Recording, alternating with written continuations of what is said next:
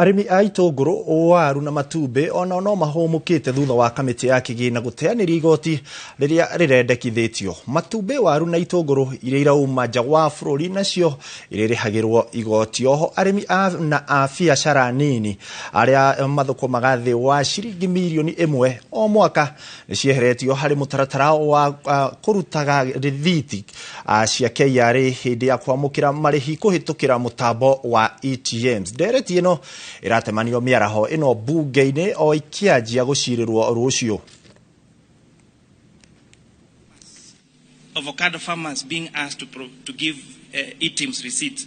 We've had mama mbogas who do their supplies to hotels being asked to register for ATMs.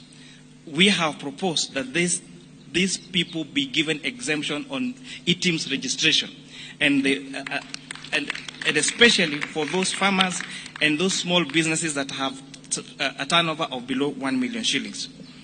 We have had the conversation about eggs and onions and potatoes. So what you've done to protect our poultry farmers, our potato farmers in Nyandarua and Molo, and protect our onion farmers, we have proposed excise duty only on imported table eggs, imported onions, and imported potatoes. This makes our onions, our eggs, and our potatoes more marketable to us and the region. I think it's important to mention to members of the public, including the public-spirited Kenyans who had intended to occupy Parliament, that there is absolutely no debate today. It's just the tabling of the report.